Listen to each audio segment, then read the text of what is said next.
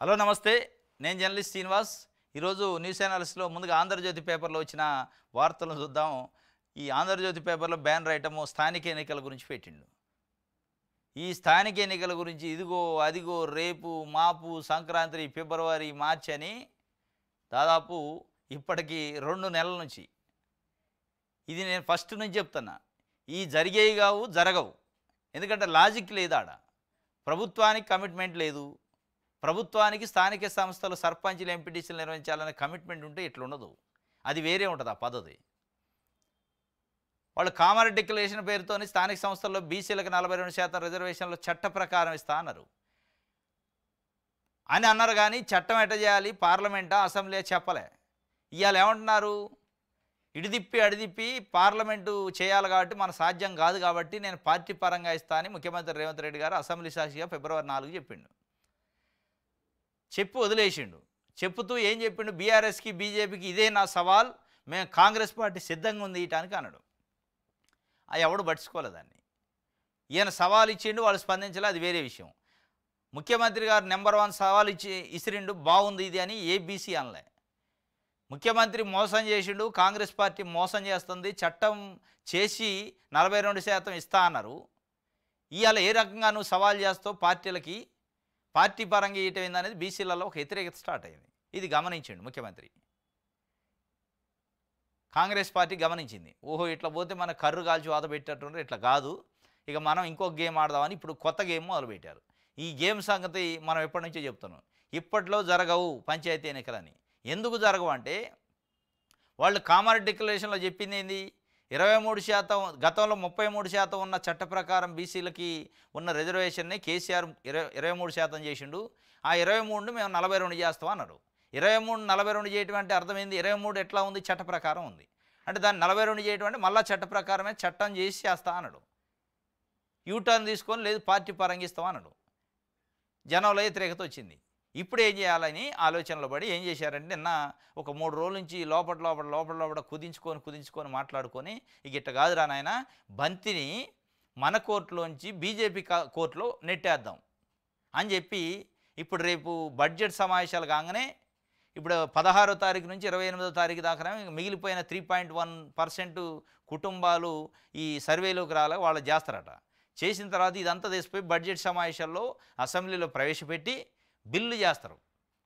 Bill ప్రవేశపెట్టి దాన్ని తీర్మానం చేసి పార్లమెంటుకు పంపిస్తారు. పార్లమెంటుకు పంపిస్తే అది రాదు. ఎవరన్నా అడిగారనికేడా, మాదేముంది బీజేపీకి ఇచ్చినాం, బీజేపీకి చిత్తశుద్ధి ఉంటే పంపాలంటాడు. ఆయన పంపడానికి ఒక రాష్ట్రానికి కాదు, అది పంపరు, వీళ్ళకి తెలుసు అది. కాబట్టి ఇది చేతులు దులుపుకునే వారం తప్ప నిజంగానే చేతలు చేసే వారం కాదు. చేసేటోడు పని వేరే ఉంటుంది. దీన్ని చేతులు దులుపుకోవడం అంటారు. నా బాధ్యత అయిపోయింది, నేను కామారెడ్డి చెప్పిన 42 ఎత్తా అని 42 ప్రకారం తీర్మానం చేసి పార్లమెంటుకు పంపిన, వాళ్ళు పంపపోతే నేనేం చేయాలంటాడు. ఇక ఇదనమాట ఈ కథ చేసి మొత్తానికి డోకరా చేసే వారం చేస్తారు. వాళ్ళు పంపరని నీకు తెలుసు, ఏ క్రైటీరియాలో మీరు పంపుతున్నారు అనేది ఏది లేదు ఆడ. ఇది ఇలా ఇంకో ఏడు రాసిండు, జూన్లో స్థానికం, అది జూన్లో ఉండదు మన ఉండదు, ఎప్పుడు స్థానికం అనేది ఎవరికి తెలియదు. ముఖ్యమంత్రికి తెలియదు, డిప్యూటీ సీఎంకి తెలియదు, తెలిసేది మోడీకి తెలుసు. జూన్లో పెట్టాలా జూలైలో పెట్టాలనేది ఆ నుంచి తీర్మానం రావాలా. వీళ్ళు ఇక అదే చెప్తారు, బీజేపీ మీద నెప్పమేసి వదిలేసుకుంటారు. అది బీజేపీ కాంగ్రెస్ కాదు. బీజేపీ మీద నెప్పమేయడానికి డిక్లరేషన్ అవసరంలా, కామారెడ్డి డిక్లరేషన్ అవసరంలా. దానికోసం మీరు ఒత్తిడి చేసి చేపియాలా. జూన్లో అని చెప్తున్నారు కానీ అది జరగదు. బీసీ కోటా పెంపు యత్నాలతో జాప్యం, ఏప్రిల్ 4 దాకా 10th పరీక్షలు, మే నెలలో తీవ్రం కానున్న ఎండలో, ఆ తర్వాతే స్థానిక సంస్థల ఎన్నికలు. వివరాలు ఇవ్వని వారికి మళ్ళీ కులగన్నట. మిగిలిపోయిన 3.1 కుటుంబాల కోసం ఆన్లైన్ ఎంపీడీ వద్ద టోల్ ఫ్రీ నెంబరు ద్వారా ఈ నెల 16 నుంచి 28 వరకు సర్వే. మార్చిలో అసెంబ్లీ సమావేశం, బీసీ బిల్లు, సీఎం సమీక్షలో ఈ మేరకు నిర్ణయం. బీసీలకు 42% రిజర్వేషన్లు కల్పిస్తాం, బిల్లును ఆమోదించి కేంద్రానికి పంపిస్తాం, బృందంగా వెళ్ళి ప్రధానికి కలుస్తాం. ఇదంతా అయ్యే ముచ్చట కాదు. ఇట్లాంటి బిల్లులు చాలా పోయినాయి. ఎస్సీ వర్గీకరణ పైన పోయినాయి, బీసీలకు చట్టసభలో రిజర్వేషన్లు చేయాలనే దానిపైన పోయినాయి. ఇవన్నీ అసెంబ్లీ తీర్మానాలు చాలా పంపారు. అయితే ఈవెన్ తెలంగాణ ఏర్పాటు చేయాలని కూడా అసెంబ్లీ తీర్మానాలు పంపాలని ప్రయత్నం చేశారు. అసెంబ్లీ తీర్మానం పంపగానే కాదు, అడిగిపోయి కూర్చొని చేయించుకుంటే అయింది. ఇది జరగదు. ఇప్పుడు వీళ్ళు ఢిల్లీ పోయి కూర్చొని చేసే అంత వీళ్ళు కాంగ్రెస్ పార్టీ అధిష్టానం దగ్గర పోయి మంత్రివర్గ విస్తరణ చేయడానికి 28 సార్లు పోయినా అడగాలే. ఇక మోడీ దగ్గర పోయి చేయించుకుంటారు, జూన్లో ఎన్నికలు జరుగుతాయని మనం ఆశించడం లేదు. కాబట్టి ఎవరైనా సర్పంచ్కి పోటీ చేయాలనుకుంటుంటే డబ్బులు దూలదొలుచుకోకుండా అది ఎప్పుడు నోటిఫికేషన్ వద్దో అప్పటిదాకా సబ్మిట్ చేయకుండా ఉండండి, అది మంచిది. ఇది రేపే అనగానే పేపర్లో రాగానే మీరు దావతలు పెడితే గొల్ల అయిపోతారు. ఇది గ్రామాల్లో ఒక ట్రెండ్ నడుతుంది. రైట్, ఇది ఆంధ్రజ్యోతి జూన్లో ఉంటాయని ఇచ్చిండు, కానీ జూన్లో కూడా ఉండే పరిస్థితి ఉట్టిదే. ఇదంతా నుంచి ఉంటాయి జూన్లో, ఎక్కడిది వీళ్ళు పంపాలా, వాడు ఎప్పుడు పంపిస్తారు అనేది వాని ఇష్టమే. కానీ వీళ్ళు ఏమైనా ప్రెజర్ చేస్తారా? ఈడొక ఎంత జుగుత్సాహకరమైన వార్త అంటే నగ్నంగా మర్మాంగాలకు నగ్నంగా నిలబెట్టి మర్మాంగాలకు డంబెల్స్ కట్టారట. కేరళలో నర్సింగ్ కాలేజీలో చదువుకునే పిల్లలు 3వ సంవత్సరం అంటే 3rd ఇయర్ చదివే నర్సింగ్ పిల్లలు, 1st ఇయర్ చదివే నర్సింగ్ పిల్లల్ని ర్యాగింగ్ చేశారట. అది ర్యాగింగా, రాక్షసత్వం అనేది ఇక మనం అసలు అది మాటల్లో చెప్పడానికి వీలేదు. వాళ్ళు చేసిన శాఖలో ఆ వార్త చదివితే చాలా ఘోరమైన పరిస్థితి. ఏం చదువుకుంటున్నారు, ఏం సంస్కారం నేర్చుకుంటున్నారో పిల్లలు తెలవట్లే. వాళ్ళు అసలు చదువు కాదు, ఈ భూమి మీద ఉండటానికి అర్హులు కాదు ఈ వేధించిన వాళ్ళు. 1st ఇయర్ జూనియర్స్ని వేధింపులు, మామూలు వేధింపులు కాదు, నగ్నంగా నిలబెట్టి సూదులతోను గుచ్చారట. మర్మాంగాలకి సూదులతోను గుచ్చి మర్మాంగాలకు డంబెల్స్ వేలాడదీసి మళ్ళీ సూదులతోను గుచ్చిన దానికి ఏదైనా వాళ్ళు ఆయింట్మెంటో ఇంకోటో లోషన్ పూసుకుంటే కూడా పూసుకొనియకుండా ఆ లోషన్ని పూసుకున్నారని తెలిసి కూడా మళ్ళీ ఒక టార్చర్ అట. ఆ లోషన్ని ఎవరైతే లోషన్ తగ్గటానికి పూసుకుంటారు కదా, ఆ లోషన్ తీసుకొచ్చి నోట్లో పోశారట. ఎంత దారుణమైన వేధింపు, ఎంత రాక్షసత్వం, ఎంత సైకోతనం, ఎంత పైచాచికం అనేది ఇక అర్థమవుతుంది. కాబట్టి ర్యాగింగ్ పైన కఠినమైన నిబంధనలు ఉండాలి. వాడిని జీవితాంతం జైల్లో ఉంచే ఏర్పాటు చేయాలి.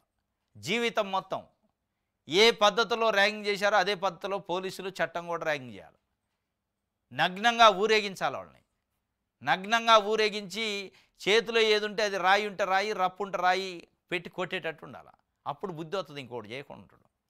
మళ్ళీ వాళ్ళని పోలీస్ స్టేషన్కి తీసుకుపోయి అరెస్ట్ చేసి జైలుకి పంపి కూడు పెట్టి తిండి పెట్టి మేపటం కాదు, సూదులతోనూ గుచ్చాల ఒళ్ళంతా. అప్పుడు బుద్ధి వస్తుంది కొడుకులకి. ఎంత బాధ పాపం. కేరళలో కేరళలో నువ్వు నర్సింగ్ కాలేజీలో సీనియర్ల ర్యాగింగ్ పేరుతో జూనియర్లను నగ్నంగా నిలబెట్టి వారు మర్మాంగాల కసరత్తుల కోసం ఉపయోగించే డంబెల్స్, అంటే జిమ్లో వాడతాం కదా డంబెల్స్, వేలాడదీశారు. ఆపై మర్మాంగాలకు కాంపాస్లోని పదునైన పరికరాలను గుచ్చి తీవ్రంగా గాయపరిచారు. ఇది 1-2 రోజులు కాదు, 3 నెలలట. ఈ ఈ ఈ ఆవేదన, ఈ వేధింపులు 1-2 రోజులు కాదు, 3 నెలలు ఈ దమనకాండ జరిగిందట. పైచాచికం 3 నెలలు. మరి ఆడ కాలేజీలో లెక్చరర్ లేరా, ప్రిన్సిపల్ లేరా, ఎవడు చూడలేదు, ఏం తెలియదు. ఇది జరుగుతుంది చాలా కాలేజీలలో. పెద్ద పెద్ద కాలేజీలు అని చెప్పుకునే దాంట్లోనే ఎక్కువ జరుగుతున్నాయి. ఇది నిన్న కేరళలో జరిగిన దాని గురించి ఒక వార్త ఇచ్చారు. అప్పు కట్టలేదని ఇంటికి ఎట్లా ఎత్తుకెళ్ళారట. మరి ఇది ఏం ఇందిరమ్మ పాలన, ఏం ప్రజాపాలన అర్థం కావట్లే. ఈ జనగామ జిల్లాలో డిసిసిబి బ్యాంక్ అని ఉంటుంది, కోఆపరేటివ్ బ్యాంకులు అంటారు వాటిని, ఫ్యాక్స్ అంటారు ఊర్లలో. ప్రైమరీ అగ్రికల్చర్ కోఆపరేటివ్ సొసైటీస్ అని ఉంటాయి. జిల్లాలో అయితే డిస్ట్రిక్ట్ సెంట్రల్ కోఆపరేటివ్ బ్యాంక్ అంటారు దాన్ని. ఆ బ్యాంక్ వాళ్ళట గేదెలకు లోన్ ఇచ్చారట.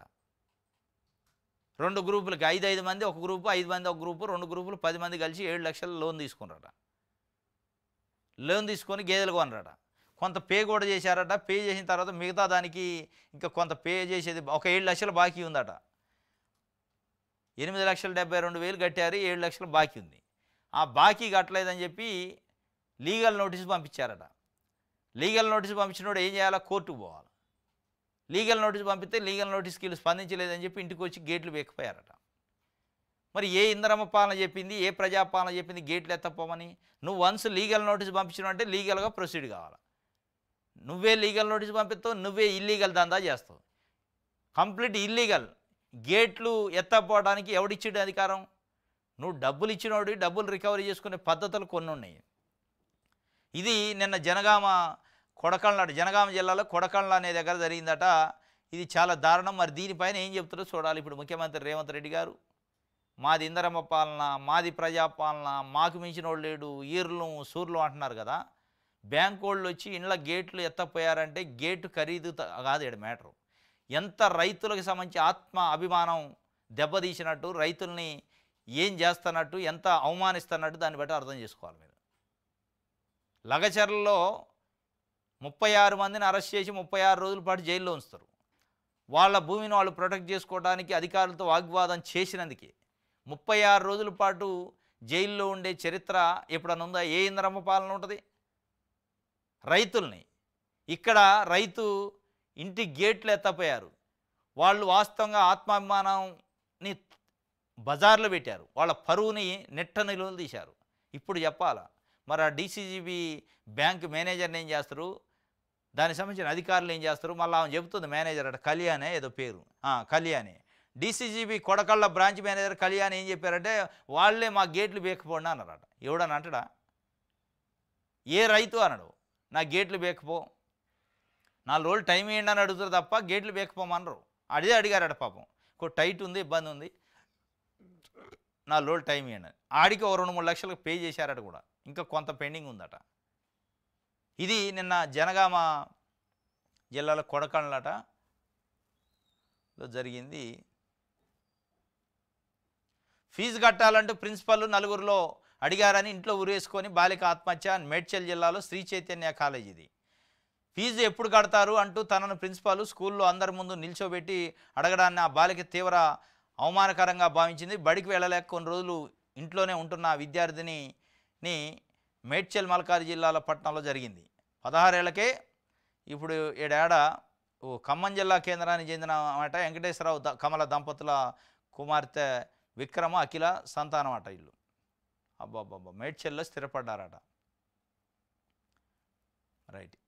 ఇప్పుడు ఇక్కడెక్కడ కాలేజీ పేరు రాయరు. వీళ్ళు గమ్మత్తు ఉంటుంది. ఆంధ్రజ్యోతి, ఈనాడు వార్తలు రాస్తే ఓ కార్పొరేట్ కళాశాల అంటారు. వాడు ఫీజులతోనే వేధించి పిల్లల్ని నెట్ట నీళ్ళను మర్డర్ చేస్తాడు. మర్డర్ చేసినట్టు, అది ఆత్మహత్య కాదు, హత్య చేసినట్టు. హత్య చేసినోడు పేరును చెప్పడానికి కూడా వీళ్ళు సాహసం చేయట్లే. ఏ శ్రీ చైతన్య కాలేజీ అంటే అయితే ప్రిన్సిపాల్ నలుగురు ఫీజు కట్టాలంటూ శ్రీ చైతన్య కాలేజీ ప్రిన్సిపాల్ నలుగురిలో అడిగినందుకు కానీ రాయొచ్చు కదా, రాయరు. ఓ ప్రైవేటు కాలేజీ, ఓ ప్రైవేట్ హాస్పిటల్ అని రాస్తారు. అంటే ప్రైవేట్ కాలేజీలు, ప్రైవేట్ హాస్పిటల్ చేసే దందాతోని బలైన పిల్లలకు కనీసం సానుభూతి సింప చూపించే వార్త కాదు ఇది. నిజంగానే ఆ వార్త అయితే వాళ్ళ పేరు వాడిని బజార్లో బట్టలు ఇడిచి నిలబెట్టాలా. వీళ్ళు రాయరు. ఈనాడు, ఆంధ్రజ్యోతులు రాయరు అసలు. మరి ఏం పేపర్లో ఏం కాదా కానీ అది ఏందో దాంట్లో పెద్ద దాంట్లో గుట్టు సీక్రెట్ ఏముంటుంది అందులో? డైరెక్ట్ రాయాలి శ్రీ చైతన్య కాలేజీ ప్రిన్సిపాలు, శ్రీ చైతన్య ఆగడాలు, శ్రీ చైతన్య దోపిడీ, శ్రీ చైతన్య వేధింపులు. ఏ తప్పే ఉంది? కాలేజీ శ్రీ చైతన్య కాలేజీ కదా, అక్కడ కాదు అది అనిపోయింది. వాళ్ళు చెబుతుంది నిజం కాదా పేరెంట్స్? ఎక్కడ రాయారు? కాలేజీ యాజమాన్యం అట, యాజమాన్యం ఓ కార్పొరేట్ స్కూల్లో, ఓ కార్పొరేట్ స్కూల్ అట. ఓ కార్పొరేట్ అంటే పేరు ఓనా? శ్రీ చైతన్య కాదు అది. బుద్ధి ఉండాలి రాసేటప్పుడు. ఏమన్నా అది సీక్రెటా? వాడు చేసేదే హత్యలే. వాడు చేసేదే హత్యలేక వాడిని నువ్వెందుకు కాపాడతారు? దాంట్లో మరుగేముంది, సీక్రెట్ ఏముంది, గుట్టేముంది? ఓ కార్పొరేట్ కాలేజీ కాదు, అది శ్రీ చైతన్య కార్పొరేట్ స్కూలు. ఇట్లాంటి నారాయణ శ్రీ చైతన్యలో రోజులో ఎక్కడో, వారంలో ఎక్కడో దగ్గర ఒకటి జరుగుతూనే ఉంది. హత్యలు చేస్తున్న వాళ్ళు ఆత్మహత్యలు కావాయి, హత్యలు. పిల్లల్ని స్కూల్ ఫీజు అడుగుతారా మీరు? పేరెంట్స్ లేరా? అడిగి హత్య చేస్తే హత్యలకి వీళ్ళు వత్తాసు. మళ్ళా ఇది ఆంధ్రజ్యోతికి సంబంధించి దిశ పేపర్ చూద్దాం. మరోమారు కులగన్న ఇటీవల సర్వేలో పాల్గొన్న వారికి అవకాశం, వాళ్ళు రాష్ట్ర జనాభా లెక్కల్లోకి రావాలి. ఈ నెల 16 నుంచి 28 వరకు నిర్వహణ ఉంటుందట. ఏది ఆ మిస్ అయిన 3.1% కుటుంబాలకు మళ్ళొకసారి కులగన్న ఉంటుందట. ఇంకోటి రైతులకు సంబంధించి నిన్న 3 ఎకరాల లోపు రైతులకు రైతు భరోసా డబ్బులు జమ చేశారట. 1230 కోట్లు ఖాతాల్లో జమ అయినాయి. చేసిన రాష్ట్ర ప్రభుత్వం 3 ఎకరాలకు కూడా అయిపోయింది. ఇంకా నెక్స్ట్ 4 ఎకరాలకి రేపు ఎల్లుండో స్టార్ట్ అవుతుంది నాకు తెలిసి, ఈ వీక్లోనే. నాకు తెలిసి ఫ్రైడే సాటర్డే 4 ఎకరాల లోపు రైతులకు కూడా వేసే అవకాశం ఉంది. మొత్తానికి స్పీడ్గానే అవుతుంది. మార్చి 31 దాకా డెడ్ లైన్ పెట్టుకున్నారు. ఈ ఫిబ్రవరిలోనే కంప్లీట్ చేసే అవకాశం ఉంది దాదాపు 10 ఎకరాల వరకు. మార్చి 31 దాకా ఆగే అటు కూడా కనపట్టాల. మొత్తానికి రైతులకి అది శుభవార్త. ఎందుకంటే నిన్న 3 ఎకరాల లోపు వేశారు, మొన్న 2 ఎకరాల లోపు వేశారు, రేపు 4 ఎకరాల లోపు వేసే అవకాశం ఉంది. దాని తర్వాత 5 ఎకరాలు. మొత్తానికి ఈ 2-3 వారాల్లోనే ఫిబ్రవరి క్లోజ్ అయ్యే లోపే 10 ఎకరాల లోపు రైతులు అందరికీ వేసే అవకాశం ఉన్నట్టు అనిపిస్తుంది మనకున్న సమాచారం ప్రకారం. నిన్నైతే 3 ఎకరాల లోపల 1230 కోట్లు వేశారు. ఎవరైనా రాకపోతే చెక్ చేయించుకోవాలా ఆడికి పోయి ఏఈఓల దగ్గరికి. స్థానిక ఎన్నికలు ఇప్పట్లో లేనట్టే ఉంటాయని ఎవరు అన్నారు? అసలు ఎవడు అనుకోలే ఉంటాయని. ఇది అయ్యే కథ కాదు. ఇది ఏదో అన్నీ విలువిద్యలు చేస్తారు వీళ్ళు. ఈ విద్యలలో ఈ బొమ్మ నాటకాలు ఇవన్నీ టక్కుటమా రీజలు తప్ప ఈ పెట్టే కథలు కావు. సంవత్సరం దాటిపోయింది ఇప్పటికే. అడిదిప్పి చివరికి సావు కబురు సల్లగా స్థానిక ఎన్నికల్లో ఇప్పట్లో లేవని ప్రభుత్వమే ప్రకటించింది. ఇంకోటి బీసీలకి 42% రిజర్వేషన్లు ఇవ్వాలి, అసెంబ్లీలో ఆమోదం తెలిపి కేంద్రానికి పంపించాలి. వచ్చే నెల 8న మహిళా శంకారావం. ఆ లోపు హామీలు నెరవేర్చుకుంటే ప్రజా ఉద్యమం, వరంగల్ వచ్చే ధైర్యం లేక పారిపోయిన రాహుల్. ఎమ్మెల్సీ కల్వకుంట్ల కవిత నిన్న ఒక పోస్టర్ ఆవిష్కరించారు. తెలంగాణ జాగృతి ఆధ్వర్యంలో మహిళా శంకారావం మహిళా దినోత్సవం మార్చి 8 రోజు పెట్టారు.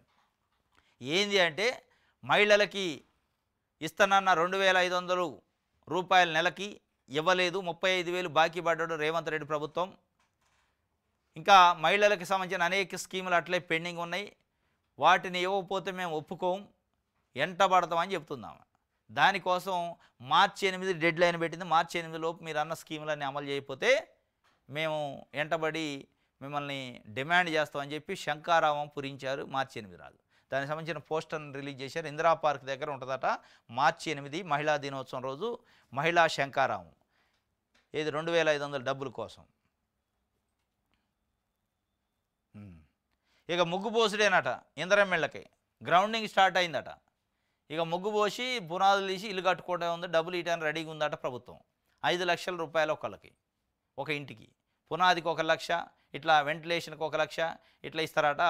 మొత్తానికి ముగ్గు పోసుకోండి అని స్టార్ట్ చేశారు. హైదరాబాద్లో స్టార్ట్ అయిందట.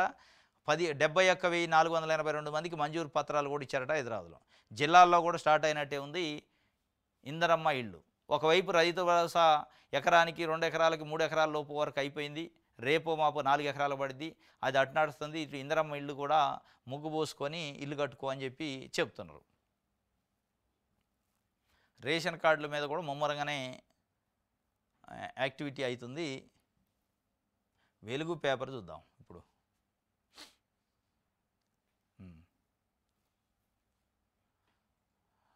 రిజర్వేషన్లు చట్టబద్ధత తర్వాతే స్థానిక ఎన్నికలు కథం అయిపోయాయి. ఆ చట్టబద్ధత అనేది పార్లమెంట్లో ఉంటుంది. వాళ్ళు చెప్పినప్పుడు మనం చూసినప్పుడు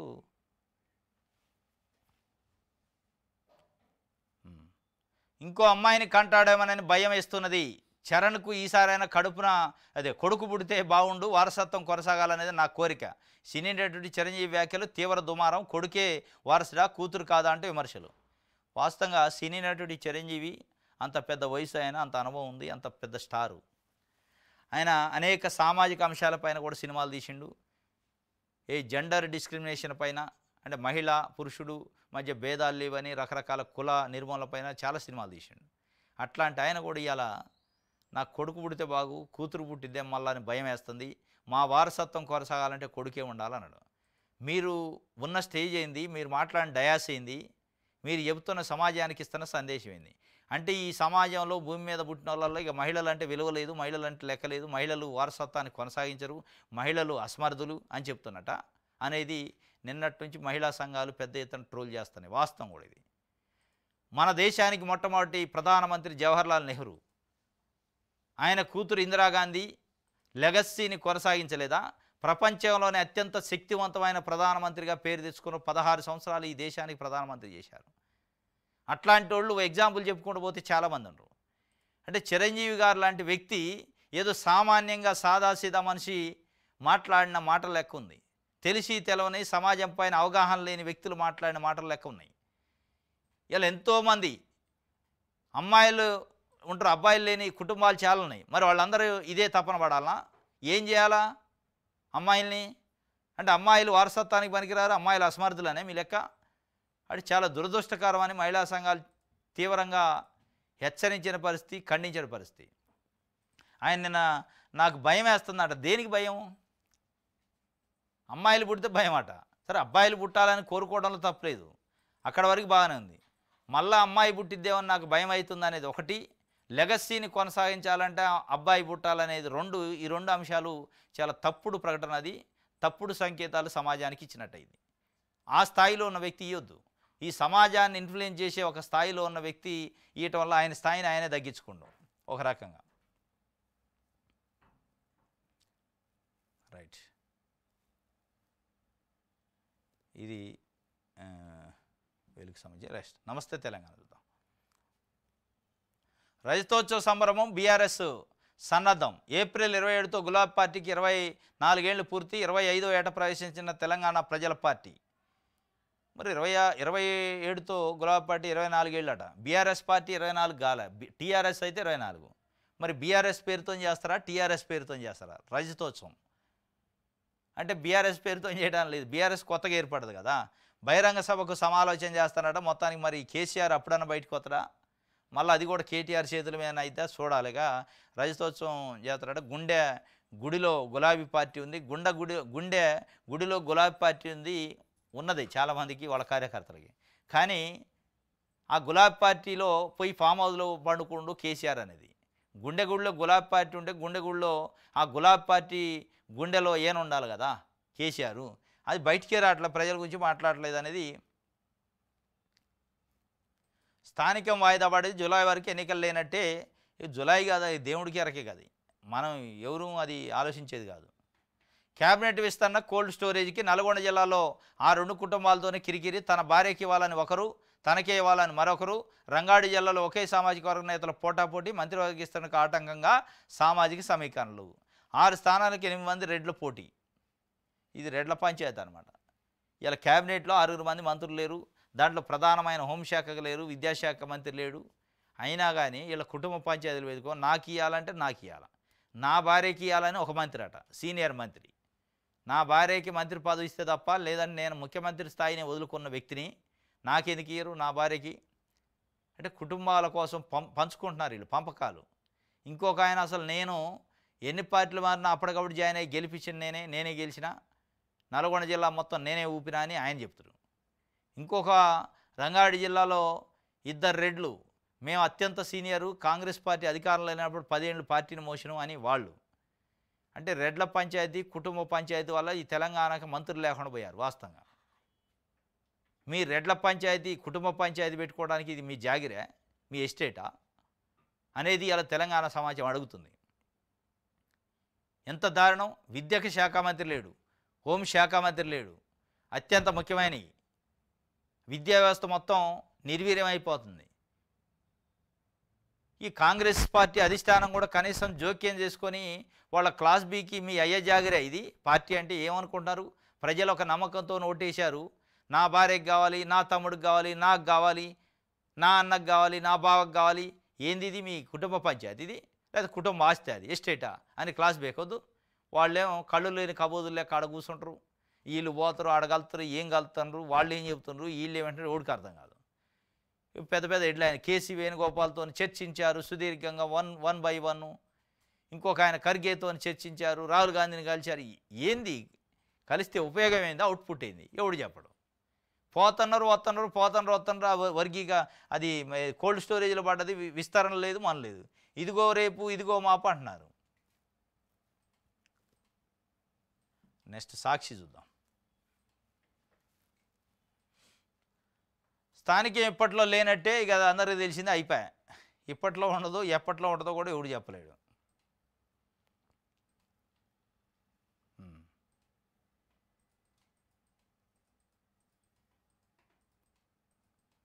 రైట్.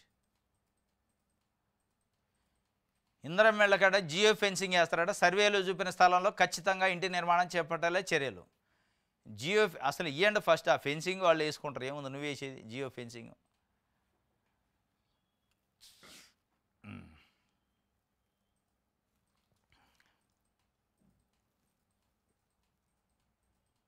ఓబీసీల కళను నిజం చేస్తాం. బీసీలకు 42% రిజర్వేషన్లపై డిప్యూటీ సీఎం బట్టి. నిజం ఎప్పుడు చేస్తారు? ఎవరు వద్దన్నారు నిజం చేస్తంటే? నిజం చేస్తాం అంటే అసెంబ్లీలో దేశపై ప్రకటన చేతురి.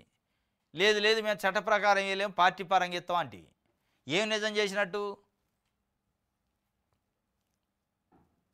ఆయన నువ్వు చేస్తుంటే ఎవరు అడ్డం అవుతాను. రైట్.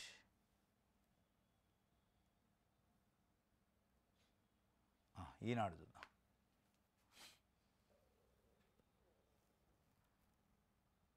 రేషన్ కార్డులో పిల్లల పేర్లట, అత్తారింటికి వచ్చిన మహిళలు సైతం కుటుంబ సభ్యులను చేరుస్తున్న పౌర సరఫరాల శాఖ కొత్తగా 18,01,000 మంది పేర్లు చేర్చాలని వినతులు. 1,03,000 మంది చేర్పు మార్పు, మరో 11,50,000 మంది పరిశీలన. మొత్తానికి 18,01,000 మంది చేర్పుల కోసం వినతులు పెట్టారట. కొత్తగా పిల్లలు పుట్టినోళ్ళు, ఎందుకంటే 9 సంవత్సరాలైన చేర్పులు లేక రేషన్ కార్డులో కొత్తగా పిల్లలు పుట్టినోళ్ళు, కొత్తగా పెళ్ళి అయినోళ్ళు, అత్తగారింటికి వచ్చిన కోడళ్ళకు సంబంధించిన పేర్లు నమోదు కావట్లే. ఆన్లైన్లో దరఖాస్తు సమర్పించారు కానీ దానికి సంబంధించిన అప్డేట్ లేదు. ఇప్పుడు తెలంగాణలో కాంగ్రెస్ పార్టీ ప్రభుత్వం వచ్చాక దానికి అనుమతి ఇచ్చారు. ఇప్పుడు ఆ 18,01,000 సంబంధించిన వినతులు ఇంకా కొత్తగా కొన్ని వచ్చినాయట. ఇవన్నీ మొత్తానికి దరఖాస్తుల్ని ఫిల్టర్ చేసే కార్యక్రమం చేస్తారు. రేషన్ కార్డులో పిల్లల పేర్లు నమోదు చేసుకోవచ్చు, కోడళ్ళ పేర్లు నమోదు చేసుకోవచ్చు. ఈ కార్యక్రమం అయితే స్టార్ట్ అయింది. ఎవరైనా చేసుకోని వాళ్ళు ఉంటే చేసుకోవాలి. మీ సేవలో దరఖాస్తు చేసుకోవాలట. చేసుకుంటే వాళ్ళు దాన్ని ప్రాసెస్ చేస్తారు. రైట్. ఇది ఈనాడుకి సంబంధించి. ఎస్, ఇది ఈరోజు న్యూస్ అనాలిసిస్. రేపు తాజా వార్తలతో తిరిగి కలుసుకుందాం. Thank you.